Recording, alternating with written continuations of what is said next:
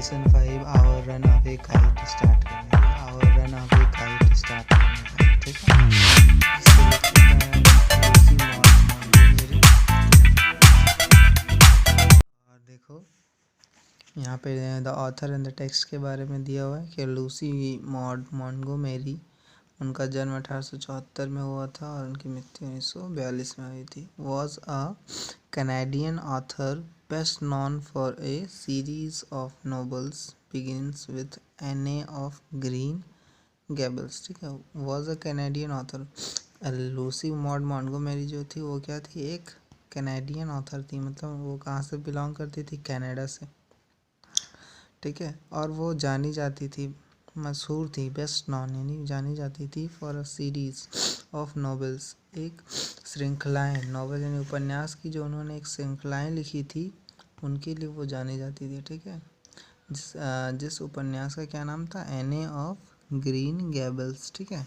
सी road numerous novels, उन्होंने कई प्रकार के उपन्यास लिखे हैं, पोएम्स कविताएं लिखी, एंड शॉर्ट स्टोरीज और छोटी कहानियाँ भी लिखी। She was made an officer of the order of the British empire, और उन्हें जो है ब्रिटिश यानी अंग्रेज सरकार के द्वारा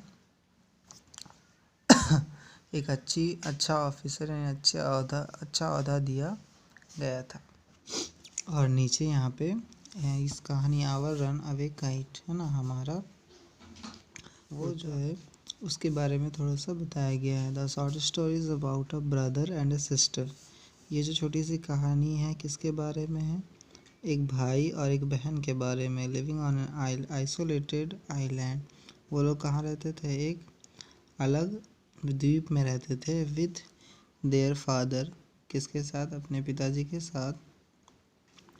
who through a series of incidents get reunited with their long lost relatives, ठीक है। जो अपने सगे संबंधियों से बिछड़ चुके हैं उसके पापा, अब वो जो है उनके साथ बहुत लंबे समय के बाद, लॉन्ग लॉस्ट, बहुत लंबे समय के बाद मिलते हैं अपने रिश्तेदार से। It is a touching tale, ये बहुत ही मार्मिक, दिल को छू लेने वाली कहानी है। That underlines the value of relationship, जो हमें रिलेशनशिप यानी संबंध के महत्व को बताता है। देखो फर्स्ट ऑफ ऑल आपको करना क्या है, you have to underline the word meanings and note down your copy. 1 2 3 come on। Isolated का मतलब होता है पृथक करना यानी अलग होना, ठीक है। नेक्स्ट यहाँ पर एक और वर्ड अंडरलाइन किया, टचिंग, मतलब दिल को छू लेना, ठीक है। अंडरलाइंस मीन्स बताता है। नेक्स्ट यहाँ आ जाओ, रीड द फॉलोइंग यूनिट 1, यहाँ पे ऑफ कोर्स, इसका मतलब है बेशक। There was nobody for us to play with on big half Moon, बेशक देयर वाज नोबडी, वहाँ कोई नहीं था, फॉर अस हमारे लिए, टू प्ले खेलने के लिए, किस लिए, वहाँ बिग हाफ मून में हमारे साथ खेलने के लिए कोई भी नहीं था, बेशक। We just had to make the most of each other and we did, हमें क्या करना होता है, we just had to make the most of each other, हमें खुद में ही समय बिताना पड़ता था और हम लोग ऐसा करते थे। We live on the big half moon island, underline करना आइलैंड को, आइलैंड का मतलब द्वीप। We live on the big half moon, हम लोग बिग हाफ मून द्वीप में रहते थे। We are father and Claude and I and aunt Esther and Mimi and Dick. We मतलब कौन कौन थे हम लोग, पिताजी father, and Claude and I मैं, एंड आंट इस्थर और आंट इस्थर और उनकी बेटे और बेटी मिमी एंड डिक, ठीक है। It used to only father and Claude and I, वहाँ सिर्फ हम मेरा भाई क्लाउड और हमारे पिताजी, बस इतने ही 3 जन ही रहते थे। It is all an account of the kite that there are more of us, ये सब ऑन अकाउंट मीन्स के कारण, उस पतंग के कारण है कि हम लोग जो ये 3 जन हैं उनसे ज़्यादा आंट एस्थर और मिमी और डिक ये लोग भी हमारे साथ आकर रहने लगे। ये सब किसके कारण हुआ? ये सब ऑन अकाउंट सिर्फ एक पतंग के कारण हुआ कि हम लोग 3 जन से बढ़कर 6 जन हो गए। ठीक है, this is what I want to tell you about. और ये मैं जो है वही बताने जा रहा हूँ।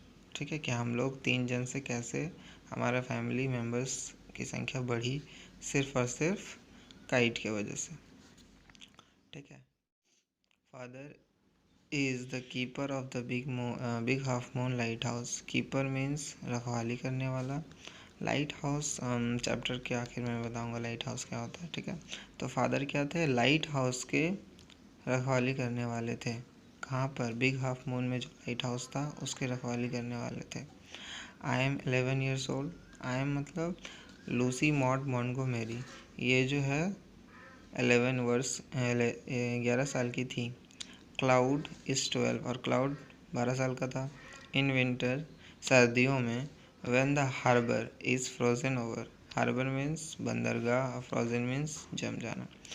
व्हेन द हार्बर मतलब जब बंदरगाह जम जाता था। We all move over to the mainland, हम लोग सभी कहाँ चले जाते थे? मेनलैंड में चले जाते थे। As soon as spring comes और जैसे ही बसंत का मौसम वापस आता था, back we sail to our own dear island, हम लोग वापस अपने प्रिय द्वीप पर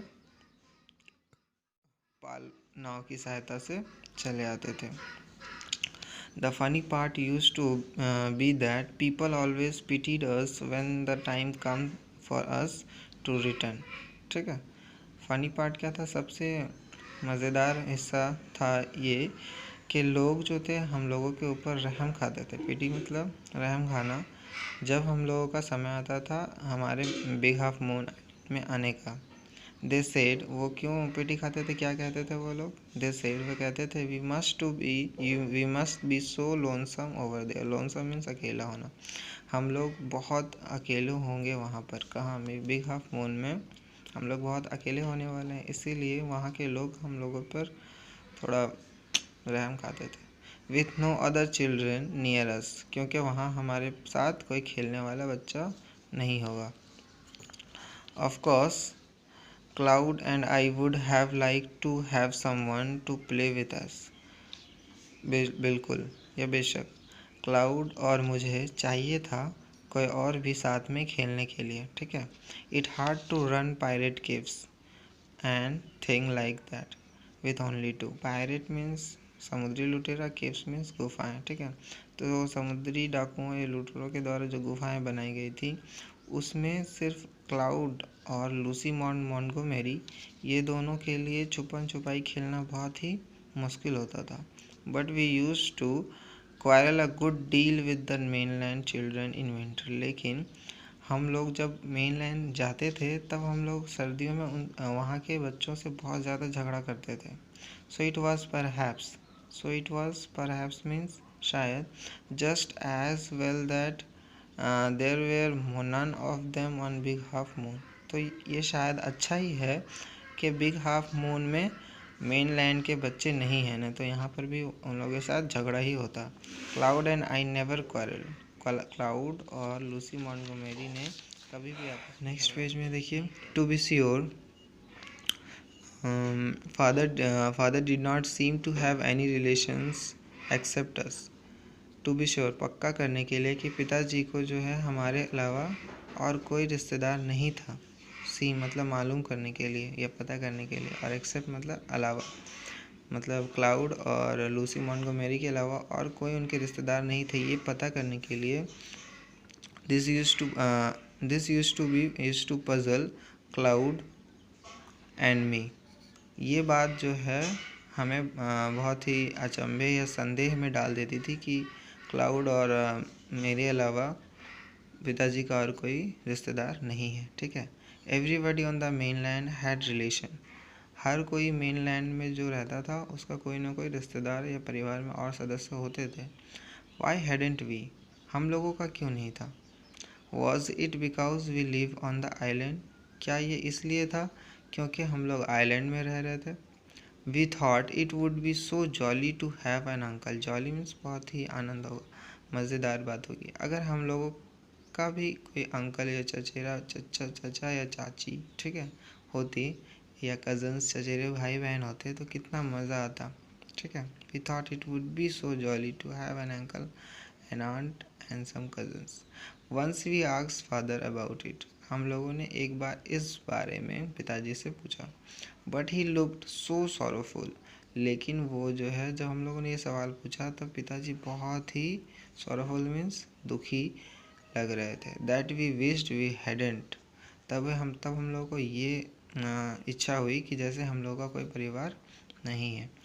he said it was all his fault. उन्होंने कहा कि वो ये जो है वो सब उनकी गलती है, उनका कोई परिवार नहीं है, ये सब उनकी गलती की वजह से है। उनके पिताजी ने कहा क्लाउड और लूसी मॉन्टगोमेरी की। Cloud and I did not understand what he meant. Cloud और लूसी मॉन्टगोमेरी को समझ में नहीं आया कि पिताजी जो क्या कहना चाह रहे हैं, क्यों उनकी गलती थी, क्या उनकी गलती है, ठीक है।